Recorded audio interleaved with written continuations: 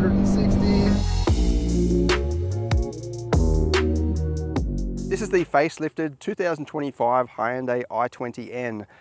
I'm here test driving this as part of the N Festival at Morgan Park in Queensland, but this is the first opportunity that any media has been able to properly test drive it. So for this review, I'm going to mainly concentrate on track driving, but we'll do a walk around and just sort of talk a bit about what's been updated.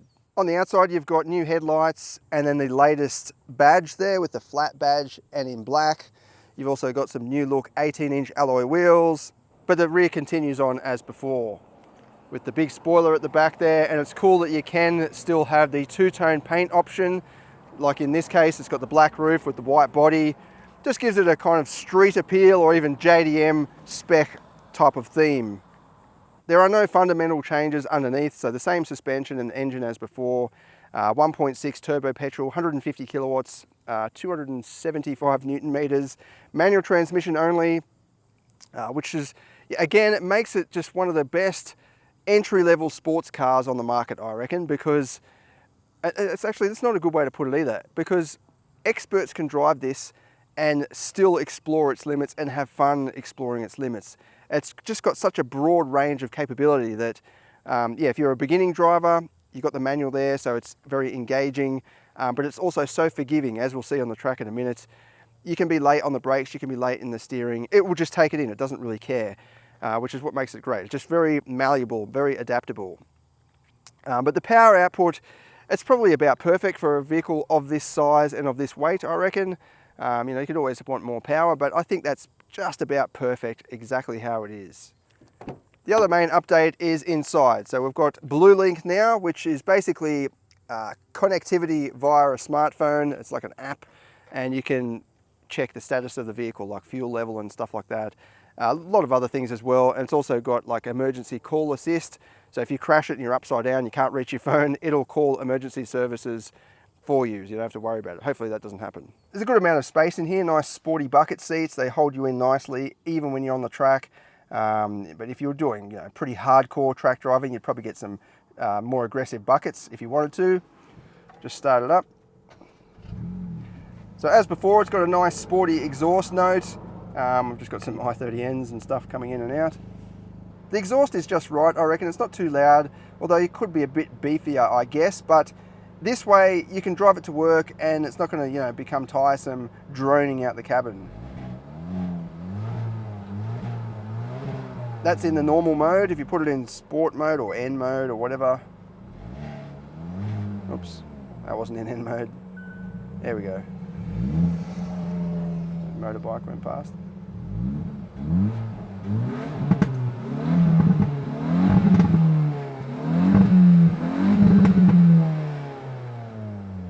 So yeah, it's got some pops and crackles, which is great if you're doing sporty driving up in the mountains or on a track.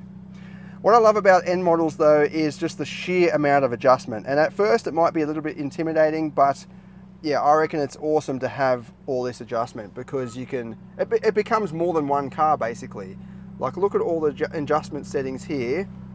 You can mix and match all those settings and create a custom mode. So you just push the steering wheel button there and it'll go into custom 1 or 2, and all these settings will be preset for you. But yeah, you've got 3 different modes for the steering, ESC, engine, rev matching even, and the exhaust sound. The rev matching button is just here too, so you can turn that off if you don't like it. I think it's a good rev matching system though, but we'll test it out on the track in a minute. And on the previous page here, you can actually input a circuit into the system and it will become a lap timer automatically, which is awesome because if you're racing your mates or something like that, or probably more beneficial, you're at your local track and you're trying to improve your driving, you can use that and it will log your lap time so you know if you're getting faster or slower. I think that's awesome. Down below we've got the separated climate control, which is great, very easy to use. We've actually got a wireless phone charger there as well. And in the back, yeah, it's a pretty small cabin, as you'd expect, but it is surprisingly spacious. Like, my head's nowhere near the steering. I know I'm only 170 centimeters, but that's pretty good considering this is a micro car or a compact car rather than just a small car like a Corolla or an i30. And even legroom, it's surprisingly spacious and comfortable. I could sit in here for a while and it doesn't feel like I'm cramped in the back of a small coupe. And up at the back we've got a tidy little boot. Obviously not going to get a grand piano in there, but you'll get some shopping. It's actually got a dual level floor as well, so you can take this whole floor out if you want to and just get maximum space. But yeah, definitely you could use this for an everyday car, no problem at all. All right, let's go out on the track now and see what it's like. I'll give it a bit of a thrash for you, and yeah, I'm not expecting any, well, it doesn't have any changes over the previous model, but as I said, I don't think it needs fixing really. I don't think it needs any updates. I think it's perfect the way it is. So I've got the telemetry going. Hopefully you can see that. The speed's right here in the middle. The track, I've set it so it automatically is timing my lap times, but you can click, you can put it into lap timer and it will show the lap time as you're going along. But I figure you guys would probably want to see that rather than just a timer just going along. So you can see the boost pressure and all that sort of stuff. Brake pressure, throttle, and then oil and engine temp.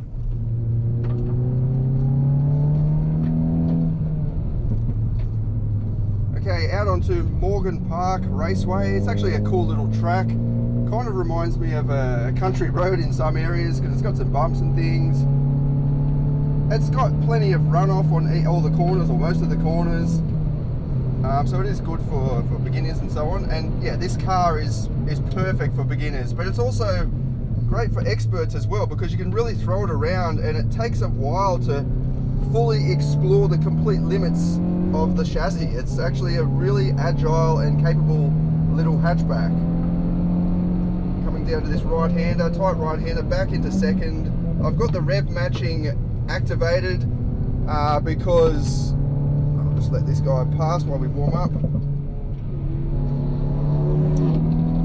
I've got the rev matching activated because it's a really good rev matching system, and it's adaptive as well. So if you're in a high gear or something, or changing down a bit too early, it'll rev the engine a bit more aggressively. So down through here we've got a high speed sweeper. You just sweep the brakes and back on the power.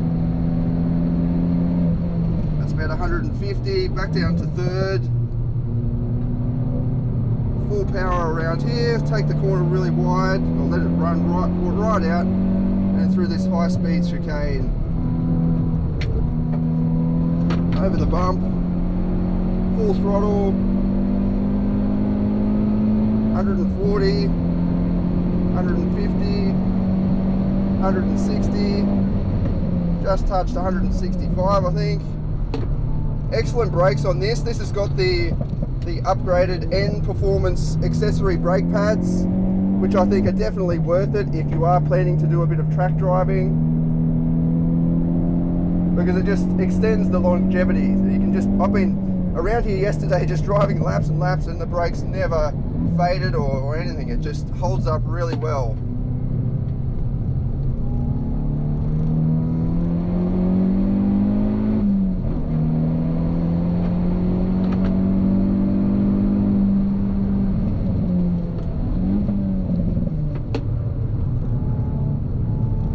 Yeah, awesome bites from the front end. You can tip it in, even if you're a bit late. You just jump on the brakes and it's completely forgiving. It's a very friendly car to drive. That's what I mean about it's good for all experience levels.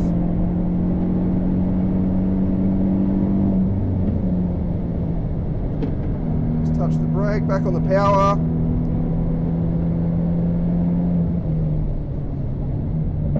Yeah, you can turn the rev matching off very easily with the button on the steering wheel here. But I find it's actually really good, so I just leave it on.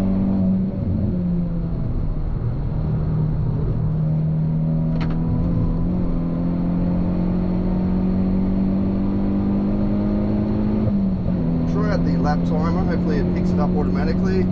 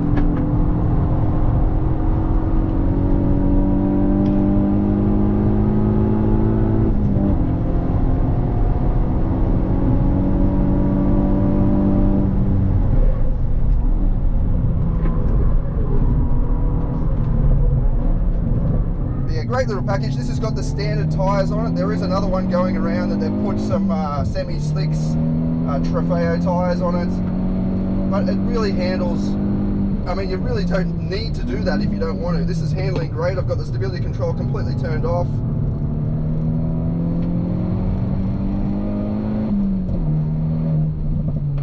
Yeah, as before, I think it's a just a superb little package for all experience levels. And what I mean by experience as well, if you're an expert at track driving, you can buy one of these and thrash it all day. You don't have to spend, you know, money on trying to repair it or getting new brake pads or anything like that. It's a little humble hatchback, so it's not going to cost you an arm and a leg to maintain with regular track driving. But also, as I said, it's very capable. There are some tracks where some drivers and things say that this is actually quicker than the i20 just because it is so nimble. You can throw it around and it doesn't have much weight, so you can carry a lot of speed into corners. You don't have to be as hard on the brakes.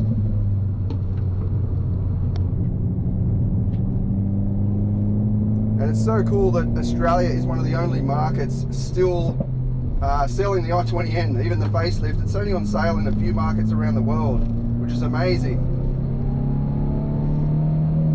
Alright, we'll try and do some 0 to 100 runs now out on the public roads. There's a few 100km/h speed limit roads around here, I've noticed, but the surface isn't the best, so we'll see what we can do. It is a hot day today, so I'm not expecting any you know, record-breaking results, but I'll just try it out anyway, and then yeah, we'll do a full performance test later on. Yeah, so now I've just done a handful of laps. The brakes are fine, so sometimes when you push the brake pedal, you know, it's like it's all overheating and so on, but this is completely normal. It's not squeaking, it's not doing anything. Okay, we'll see what it can do. It is very hot, as you can see, 32 degrees. Not sure if you can see that actually. 32 degrees outside, so very warm. I'll try one with the launch control system, but in the past I've achieved quicker times without launch control, but we'll give it a go anyway.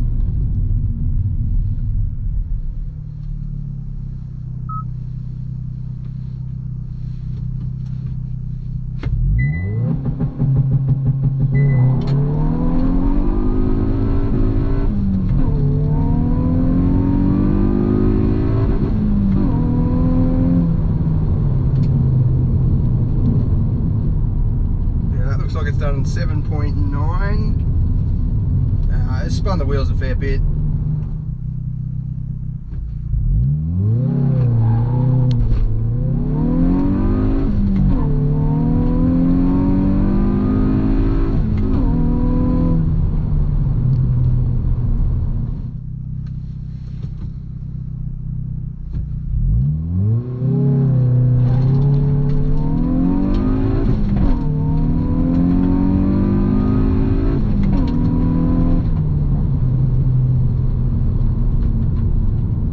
It looks like 7.20 is the fastest I can get today, but the surface isn't the best and it is very hot, as I said, so 32 degrees Celsius.